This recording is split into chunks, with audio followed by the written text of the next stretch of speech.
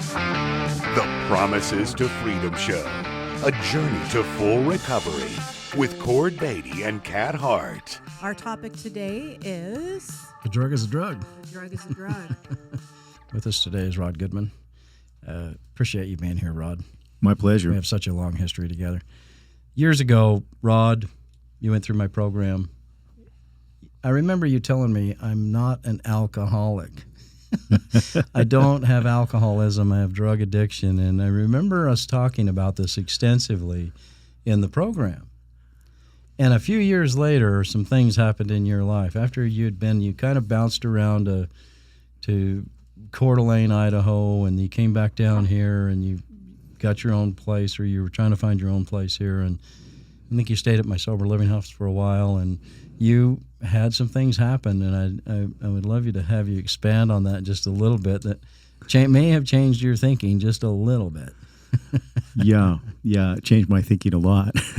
Exactly, and I like how you phrase a relapse as you went and did a little more research. That you didn't fall, you didn't make a terrible mistake. That you went and did a little more research and that's exactly what happened. 2018 was when I found Zion, got in the program, and had a rebirth, and just at that point decided I just wanted to do nothing but share this message with the world because of what you taught me and the path you put me on. And I ended up leaving the nest for a little bit and flying up to Coeur d'Alene, got back in business, and had a couple years of sobriety. And I think that was when I thought it'd be okay to have a drink and test that, because I wasn't an alcoholic. My drug of choice at one time was alcohol, but I had kind of graduated from that with cocaine and then even discovered meth for a little bit. You know what? I don't need a drink, and alcohol, I could take it or leave it. And so I played with that in 2020. I ended up getting 2 DUIs.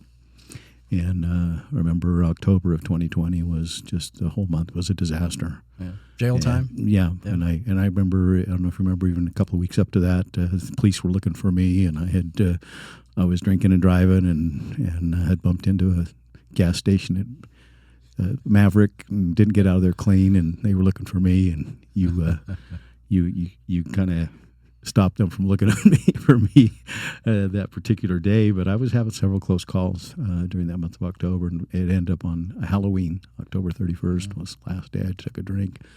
But because of that choice, I ended up spending 5 days in jail, and I got a second DUI. It ended up being a third DUI on my record, so I ended up doing 60 days because of that. And I just remember reeling after those 5 days. Just I had reached, especially after having achieved so much success and feel like I really had things under control. And so to kind of feel like you've got it and then have such a setback, and it really was a setup.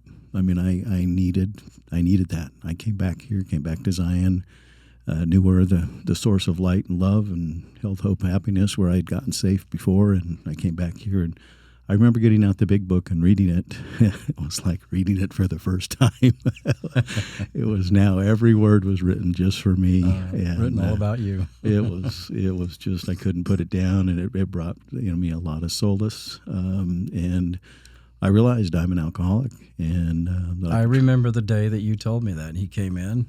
He told KT and I that you came in and you said, I have done enough research on this issue. I know for fact that I am someone who suffers from alcoholism. Yeah. And we talked about the alcoholism gene, but the genetic gene, the deformed gene or the defective gene within the addiction family of all anyone with addiction is called the alcoholic gene. It's not called the opiate gene. It's not called the marijuana gene. It's not called any other thing other than the alcoholic gene. On the street, it's called that, sure, but geneticists refer to it as a very long name. But but it's referred to in the medical field as the alcoholic gene. So we don't profess to know who's an alcoholic. We don't profess to know who somebody is or isn't that suffers from addiction.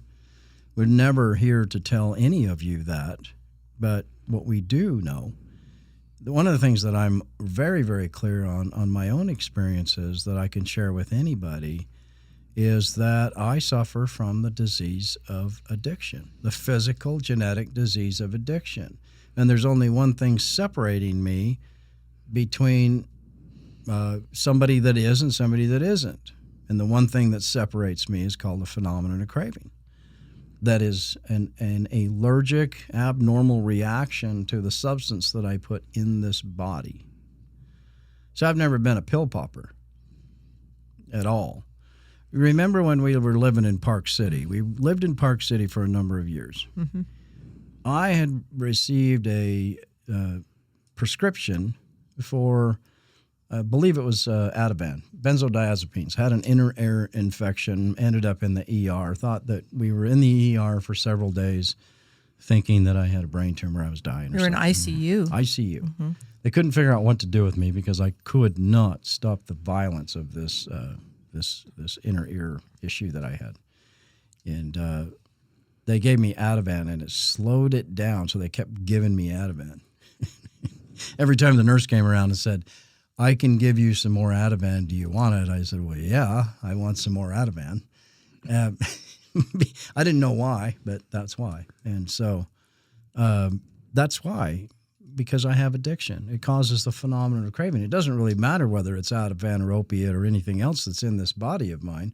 But once I put it in this body of mine, I'm going to experience a craving for more of that. Mm-hmm. So if I work out every day and I go to the gym and I'm trying to be healthy and I jump on a regimen of steroids that pumps me up and makes me big and makes me gives me a lot of energy and makes me an animal in the gym, the dopamine that comes off of that, the rush to this alcoholic's head and this alcoholic's body is going to make me crave more. Well, and it's trickery too, because once those dopamine receptors are in place, then because of the disease of the alcoholic gene, the obsessionality, then more dopamine receptors have to be formed. So you need more. Mm-hmm. You need more of whatever that is, whether it's alcohol or working out or shopping or hoarding or drugs, whatever it is.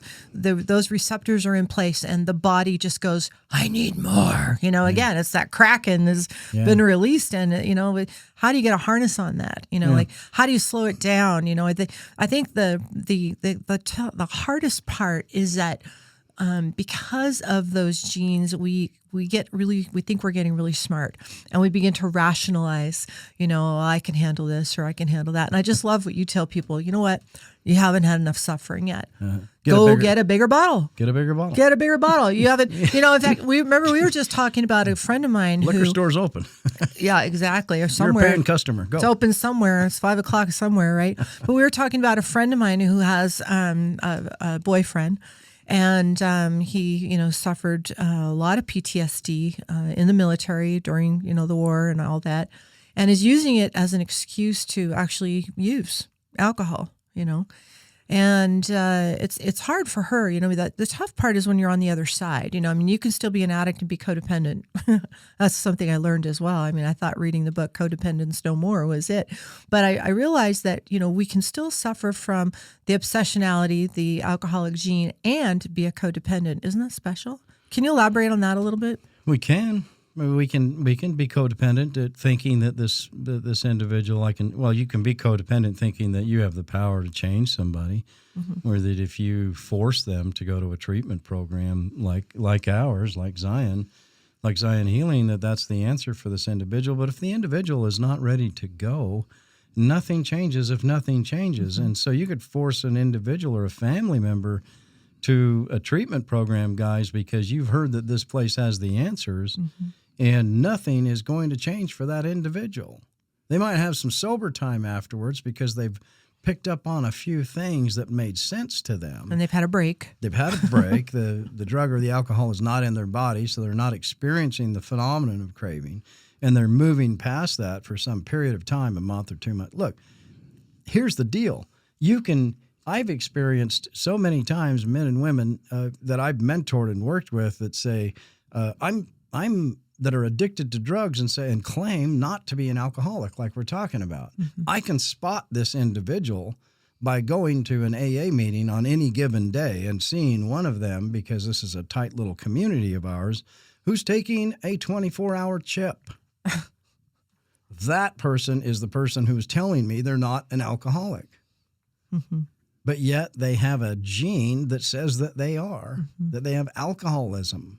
They have addiction. Same thing. Drug is a drug. I go and I use marijuana because my doctor says it's okay and it's safe, and I hear a lot of people around me say, there's no way you can become addicted to marijuana. I say that's That's false. horse pucky.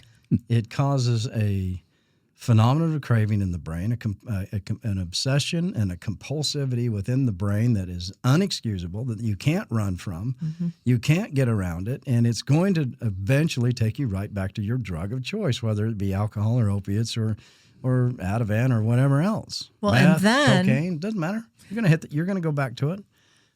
Yeah, every single time, and then you're going to be taking a newcomer chip. Well, and then the thing is, well, true enough. I mean, that's a cycle that, we've seen and witnessed. But I mean, I think the hardest part by far is when that gene gets turned on and it starts rolling. And I think that it's a bit of a snare. And we talked about this in another show as well. To the degree that you, have a good intellect or good rationale, we become very good at manipulating ourselves, our thoughts. And so we start going, well, okay, if I just do this, and, like we talked about with the gym, well, I'm just doing this to get healthy.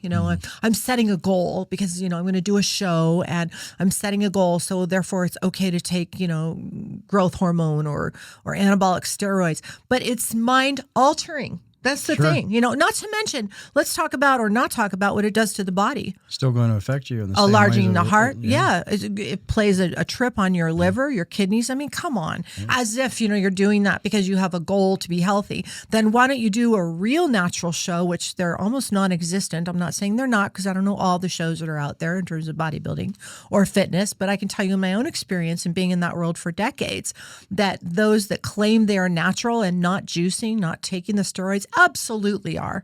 100% are, and you can easily spot them. You can spot them, A, physically, and B, in the way that they act. You can feel that intensity with those anabolic steroids, that the individual becomes an animal, whether a male or a female. But I think that, again, the hardest part, circling back, I think the hardest part with the addiction gene itself is what happens, the whole cycle. It's like, okay, so there's the phenomenon of craving, number one. And then we have the choice that we're not necessarily aware of, and we go and use, right? And then we judge ourselves for using, which then gives us another excuse to go back and use whatever, drug of choice, or whether it's shopping or whatever it is, right? We get to perform that same behavior, and it's just a hamster wheel, like we spoke about in another show. At some point, we have to say, look, I just have a disease that is out of control and I need help. That's all. I'm not bad for it. I've been told I'm not bad for it. And maybe you need to replay this statement over and over again. It is a disease that will kill you, like cancer, if it's untreated. Correct. So it's time to jump off the hamster wheel and go, I need to do something. I need help. Yep. And you're not a weakling because of it. You're actually stronger, because it takes a lot of courage to admit one's, let's call it a weakness. Yeah. Again, it's not a weakness. It's just a gene that is different. Just a gene that's different. We're just not the same. We represent about 10% of the population. With that, we're going to take another break. We'll be right back. Again? The Promises to Freedom show. We'll be right back. All right. We're back. I was just like all of these people we're talking about. For about 7 years of my life, in and out of meetings, taking newcomer chips over and over and over and over again. Just like all these people that are struggling and working towards that day of actually finding a full recovery. So for 7 long suffering years, I'm going through all of that, in and out, starting all over, getting a newcomer chip, always fighting my addiction, never, just always being one of those guys that was, okay, I'm just going to be fighting this for the rest of my life. The reason that I was in and out was just like the people we're talking about that are going through this. Every time I opened up my mouth in public, in a meeting, or with other people around me, and said, I don't think I'm a real alcoholic, I was lying. Because deep down inside me, I knew different. I knew what the problem was. I just didn't want to face the work. I was just lying. A drug is a drug. Still lying. I'm still out there, even when I'm going through that, still lying to myself that I can have a little cocaine, take an opiate here and there, have some marijuana with some guys. As long as I stayed away from alcohol, I could do that. I'm not somebody with a genetic gene called alcoholism. I'm not that guy. I can manage all of this, given a little bit more time, you see. But a drug is a drug. Doesn't really matter whether it's alcohol, tobacco, cocaine, opiates, or sex, or pot. The principle's the same. Looking at myself and admitting that alcohol was my drug of choice, but still wasn't everything or anything kind of guy. I would take anything that I could get, right? So for me, I think I have to I'm not here to stand on a soapbox and say, you people, right? I don't want to do that. I'm not doing that. I'm not here to say you're either alcoholic or you're addict or you're not. If you're somebody that goes to the gym and takes steroids, I'm not here to say you're still an addict or you're still not sober. I'm not going to do that. I will. I'm here to say that for this guy, sobriety is not about using any drug of any kind at all. Correct. Maybe for others that are. For others who are just addicted to a drug, they sometimes find it, maybe they need to be in a better meeting, like a CA meeting than an AA meeting. Look, some people can make that work and go to a CA meeting because they found their drug of choice was a narcotic or it was an opiate or it was cocaine. Sure. So they can go to an NA or a CA meeting and they can make this work and not drink alcohol. And some people can go to an Alcoholics Anonymous meeting for the rest of their life every day and stay sober one day at a time by not drinking alcohol one day at a time. And they can actually make that work. And I'm never going to say that won't work. I'm telling you, for this guy, for the alcoholic that you're listening to, the guy who suffers from alcoholism, from a defective genetic disease called addiction, none of that worked for me. I tried to make it for 7 years, tried to make it work one day at a time, asking God to keep me sober one day at a time, going to a meeting every day, got a sponsor, got multiple sponsors. I got 3 sponsors. I got me 3 sponsors. I went out and did that. Reading that big book every day, 1 page at a time, not together, just 1 page at a time. I love making it work. I love, in terms of our topic, a drug is a drug. I love the excuse that I myself have used, and you probably have too, is, oh, but my back hurts, so you go and take, not just one painkiller, but, more is better. I think that's sort of the motto, right, of that obsessionality of that gene, more is better. So I feel good, but I can feel better. right. I'm sure. I love what you were saying, Rod, at the break, in terms of if you could just share that with our listening audience in terms of, being an addict and how, your take on what that's about for you personally. Yeah, I think sometimes we talk about you have the addictive gene in you. Maybe you feel doomed, like, oh, what's life? I'm doomed. I've got this disease, and yeah, it can become terminal if you don't address it and find some answers. And we're talking about mental health here, and really, I think anytime you're looking outside of yourself for something to make you feel better, you've got a mental health problem. Amen, brother. And it isn't until I think I lost everything and was homeless, and I found God, and I realized I had everything. It was one of the happiest, most freeing times of my entire life. But you were like a financially successful dude. I mean, right? Yeah. I mean, you were at the top of your game. Financially, you had it all, right? It's not like you were someone who worked at a 7-Eleven, and I'm not saying that's a bad thing. I'm just saying you were the guy who was like Mr. 6-7 digits, right? Well, that was, I think, part of what drove my addiction is I lost all of that. And I always thought all I needed was another home run. and everything would be all right, and I could take trips again with my sweetheart, and life would be good. That's when life was good. We were taking trips and had plenty of money, and that's when I started partying on the beach and drinking when we'd go out of town, only when we'd go out of town, and then pretty soon it was, well, if I can't wait till we go out of town, and there's a club here in town, let's go have some fun. And so I call that the romance period of the drug, and it's pretty soon it takes over your life, and somewhat of the obsessionality of the addiction. If you remember back on page 20, I believe it's page 23 to 43 of the book. If you look at page 23 on of the big book of Alcoholics Anonymous, where we find the 12 steps, they talk about the main problem of someone with addiction. The main problem centers in the mind rather than in the body. Right. So you can overcome the physical aspect of it fairly easily by not drinking or not using for about 72 hours, and then it dissipates and leaves the body. And then the main problem at that point is centered in the mind, not in the body. It's not centered in the body until I put that drug or that alcohol back in this body. So what they're saying is the main problem that I'm facing is centered in my mind and not my body, that alcohol and drugs are only a symptom if I really think about it. Mm-hmm. My main problem is my thinking. It's how this brain of mine works, and I don't have the power to change that on my own, which is what the step work is all about. It's what my book is all about. It's what this show is all about.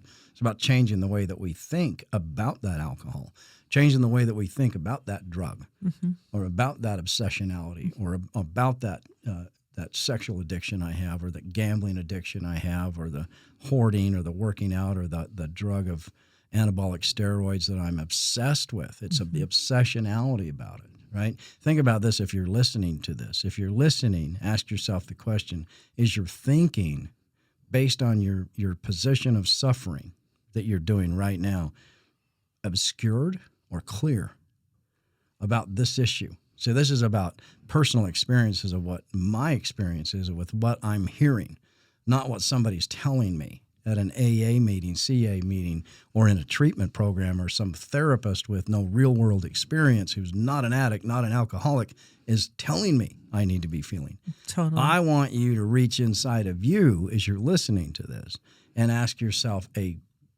blatant question about your own experience with this. Is my thinking about the drug of choice that I'm using, opiates, alcohol, drug, whatever the focus whatever is, it is, right? Mm-hmm. is my thinking about that drug of choice obscured or very, very clear to me? Or do you feel like you want to shut turn the station like right now? Because you might want to not and just continue to listen. If this feels difficult to listen to, then maybe a little self-examination, perhaps. Put the Kraken back in. Because I don't know about you, Rod, but my obscured thinking was the bigger troublemaker of my life. It wasn't the alcohol or the drugs that became the problem. My confused and cloudy mind, while I was using drugs and alcohol and involved in my addiction, is the one thing in my life that has caused me more pain, more suffering, more emotional, spiritual, financial, legal troubles than anything that I've ever ran across, is my mind, not that drug. So it's not good and correct for me to point to alcohol for the years that I spent in jail, for the multiple DUIs that I had, for the multiple 7 different treatment centers that I went through, and all those years of suffering. It's not correct for me to point to alcohol and say alcohol was the reason all that was happening. Well, or your PTSD, and hence supposedly the reason why you were drinking, which is a crock. Or the traumas and the PTSD that I've had, or I can point to alcohol and say, that's why I'm drinking. And that's a cop-out, wouldn't you say? I mean, I drink or I use because I've had all this PTSD, or because, I'm up on manslaughter charges, or whatever it is, right? I mean, because I did terrible things, and now I'm under investigation by the SEC or the FBI or whatever. And that's the reason why, I'm starting to drink. No, like you've said in other programs, you're drinking because you have a disease. You're using because you have a disease. You're hoarding, you're shopping, you've got a sex addiction because you have a mental imbalance. You have a disease. And unless it's not treated, it will kill you. It will kill you. Not it might. It will kill you. Well, and Chapter 2 of the book, sorry not to cut you off, but chapter 2 of the book, How Free Do You Want to Be? We hit on this very issue so hard. We drilled down on this issue that every single person with addiction, alcoholism or addiction, for reasons they do not understand, never be able to understand, have lost the power of choice once they take that drug, once they take that drink. And the phenomenon of craving is kicked in, and they are no longer in control of their thought process or their thinking. There is absolutely nothing they can do. So if you're listening, turn it into a question for yourself right now. Guys, if you're listening to this out there, if you think you have a problem with alcohol or you think you have a problem with drug, set that prejudice aside for a minute. It's not the drug or the alcohol that you have a problem with. The problem is your thinking. So ask yourself that question, right? When you put that alcohol in your body after not having it in your body for some long period of time, do you lose the power to choose at that very moment? You, Rod? yeah, absolutely. Yeah. I choose not to drink today, I hear in meetings. I choose not to use today. Well, hey, if it were that easy, my friends, that you can just simply choose not to drink or choose not to use today, why would you need to listen to any of the rhetoric that's coming out of me today? Excellent. Excellent. Time to take a break. We'll answer that question after these moments We'll be of right back. messages. And we're back. So we got to go back to turning it into a question. When I drink alcohol or I use the drug, after I've been sober and I'm not on it, do I lose the power to choose at that point? Am I having an abnormal reaction? Am I having what they defined even clear back in the 1930s as an allergic reaction to this substance? Look up the word allergy. An abnormal reaction to anything that I put in or on my body, causing other issues, obsessionality, compulsivity. I'd say those are abnormal. But if it were that easy to just say, I choose not to do this today, then why do we need to have anything? Why can't we just stop and choose to quit? I don't need the step work. I don't need a spiritual path. I don't need anybody mentoring me. I just need to get on with my life. Au contraire. This is not working. Yeah, just choose. Au contraire. Just choose not to be an addict. Yeah, there you go. No, that's the way to do it. All right. Why are we doing this program? Yeah, if all you got to do is choose. Then Yeah, choose. that's it. We're done. Jeez. Just make the right choice. Good one, Rod. Yeah, get a CTR ring. Choose the right. That'll remind you every time you look at it. There you go. But these are great topics to listen to and to ponder and to ask the questions. I always thought that going to meetings or treatment meant that, and I always thought that I was going to meetings and going to treatment centers because it was going to give me tools to be able to stop drinking and stop using. That's all I had ever been told. Nobody ever told me the truth about what I was dealing with. The truth is that what I'm suffering from is a physical disease. I always thought that just going to a meeting was going to give me some tools so I could stop. Mm-hmm. So you spent all these years and all this energy daily trying to come up with enough tools or enough things in your quiver, in your bag, in your quiver to pull out when you felt like you wanted to have a drink again. Don't you feel like that's still going on? But don't you feel like that's still kind of a thought that's being perpetuated, like out in the world with not only people that are true addicts, but family members, friends, loved ones that care about them? Don't you think that's sort of, they're still thinking, hey, if this person just has tools, they can stop. Right. Enough tools, reading enough books, going to enough seminars, whatever, right? It's what most people think because that's all. Why? It's because that's what we're told by professionals. We need to educate our parents and our teachers and people that are in power. Clergy, influence, doctors. Clergy and doctors.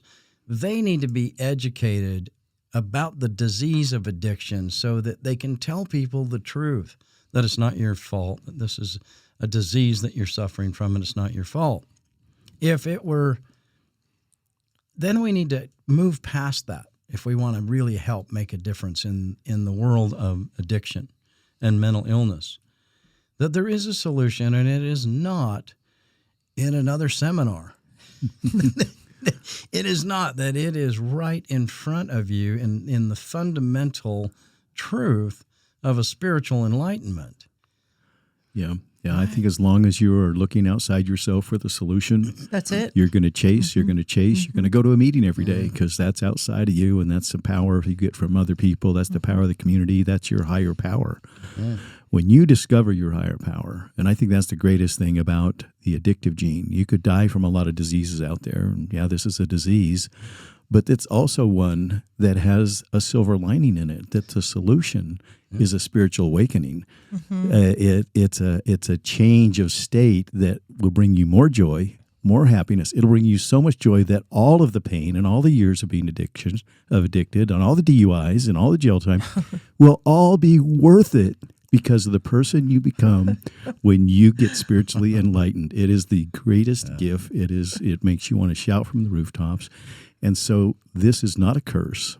You got to look at the addictive gene as a blessing. And if you will get the right help, you will thank God for the rest of your life. And wouldn't you agree that everything you're talking about, including the process of DUI, jail time, court systems, the suffering, the physical suffering, emotional, mental, spiritual suffering, that it's all part and parcel of a process of recovery to get to a place of being fully recovered? Oh, amen. Right? I look back, I go, I could not take. There's no way. There's no shortcut. I could not have taken one thing out. Yeah, no I magical. had to go through everything I went through. No magical potion or pill that's going to bring you out of this disease. It's part and parcel of the process to get to an issue that we run from. That big scary old word they call God. I don't want to do that. There's a great big scary word out there called God, and I don't want to talk about that. It doesn't matter whether you call it God, Buddha, Allah, Jesus Christ, Spirit of the universe, white light, energy source. Yeah, whatever you call it. Everybody runs away from the concept of this issue, this great big scary word called God, when it is the answer to overcoming this addiction, this disease specifically, not the rest of them. Right, but not your concept of God, the truth of what that is. And who you are. I mean, totally, it's an inside job, like we've been talking about. 100%. The greatest journey you'll ever go on, the journey inside. One of the greatest lessons I think that I learned on my journey through that process was when I heard a gentleman that I really look up to, and he said, Pat, the first step in the right direction in all this is to admit that we're powerless. And I went, yeah, I can admit that I'm powerless over alcohol. He said, that's not what I said. That is not what I said. I said the first step in the right direction in all of this is to admit that you're powerless. And I said, well, explain that to me, because I just did. I just admitted that. And he said, it doesn't have anything to do with alcohol. What it has to do with is that fundamentally, Cord, you understand what power, where the source of real power is. You've told me you experienced that before. Amen. There's no atheists in a foxhole. Yeah. You've experienced that before. So if the power is that fundamental source and you don't have it in your life, that's what powerless is. And I went, you're absolutely correct. It doesn't have anything to do with the drug or the alcohol. Right? I want to thank everybody for being here, especially you, Rod. Thanks for joining us today. My pleasure. Well, and our other special guest, Mr. Tank, Mr. who's Tank. inputted quite a bit. You might say this is a think tank. He's providing a service. Everybody just chill, and everything is fine. Next week, we're going to have Joe Tabanella back on the show again. We're going to be talking Awesome. about breaking patterns. destructive patterns. And Joe is an expert in this. You guys are going to love listening to this guy again. We'll see you next week. It's easier than you think. Till It's we worth meet it. again, stay safe, stay sober. God bless, my friends.